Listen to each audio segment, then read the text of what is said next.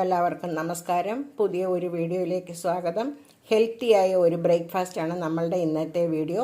അതിനായി ഇതേപോലെ 1 കപ്പ് റാഗി പൊടിച്ചതെടുത്തിട്ടുണ്ട്, പാകത്തിന് ഉപ്പ്, 1 നുള്ളു ജീരകം, 2 ചിരവ തേങ്ങ, ഒരു അല്പം കുരുമുളക്. ഇതെല്ലാം കൂടെ നമുക്ക് മിക്സിയിലിട്ടൊന്ന് പൊടിച്ചെടുക്കാം. ആദ്യം എല്ലാ ചേരുവകളും മിക്സി ജാറിലിട്ട് കഴിഞ്ഞു. ഇനി നമുക്കൊന്ന് പൊടിക്കാം. ഇതേപോലെ പൊടിച്ചെടുക്കുക.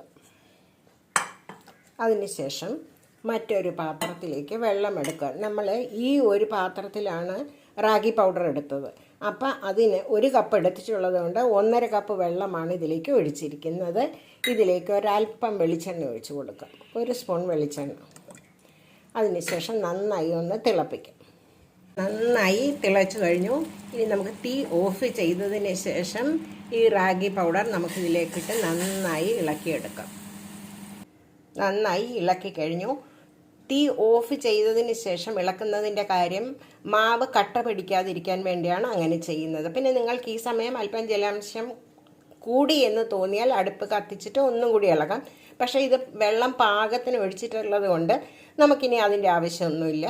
ഇത് ഒരു 5 മിനിറ്റ് ആറിയതിന് ശേഷം നമുക്ക് ഉരുട്ടിയെടുക്കുകയാണ് വേണ്ടത്.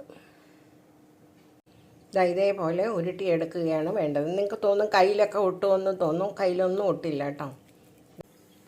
ഇതേപോലെ കുഴക്കട്ട പോലെ ഉരുട്ടി വയ്ക്കുക. സ്റ്റീമിൽ വേവിച്ചെടുക്കണം. ഇലയിൽ വെച്ചത് ഇലയുടെ ഗുണം കൂടി കിട്ടാൻ വേണ്ടിയാണ് കേട്ടോ, അല്ലാതെ വേണമെങ്കിലും വയ്ക്കാം.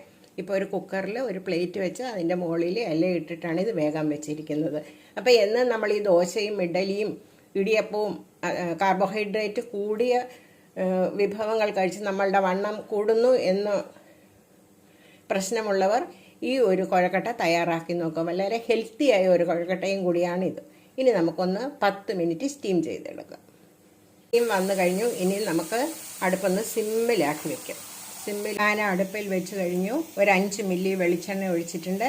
ഇതിലേക്ക് അല്പം കടുകും 2 വറ്റൽ മുളകും കൂടി ഇട്ടിട്ടുണ്ട്. ഇതൊന്ന് ഫ്രൈ ആക്കി എടുക്കാം. ഒപ്പം തന്നെ അല്പം കറിവേപ്പിലയിട്ട് ഫ്രൈ ആക്കുക. ഒരു 3 ചിരവ നാളികേരം കൂടെ ഇതിലേക്ക് ഇട്ട് കൊടുത്ത് ഒന്ന് ഇളക്കിയെടുക്കാം. റാഗി കുഴക്കട്ടകളെല്ലാം നന്നായി വെന്ത് കഴിഞ്ഞു. ഈ നാളികേരക്കൂട്ടിലേക്ക് നമ്മുടെ കുഴക്കട്ടകൾ ഇട്ട് കൊടുക്കാം. വേണ്ട, ഇനി ഒന്ന് ചേർത്ത് ഇളക്കുകയാണ് വേണ്ടത്. ഹെൽത്തിയായ റാഗി കുഴക്കട്ട തയ്യാറായി കഴിഞ്ഞു. നിങ്ങൾ വിചാരിക്കും ഈ റാഗി കുഴക്കട്ട ഭയങ്കര കടിക്കാനൊക്കെ പ്രശ്നമാകുമെന്ന്. അതാണ്ട് നല്ല സോഫ്റ്റായിട്ടാണ്.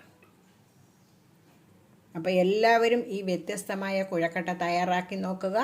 ചാനൽ കാണുക, സപ്പോർട്ട് ചെയ്യുക. എല്ലാവർക്കും നല്ല ഒരു ദിവസം ആശംസിക്കുന്നു. നന്ദി, നമസ്കാരം. താങ്ക്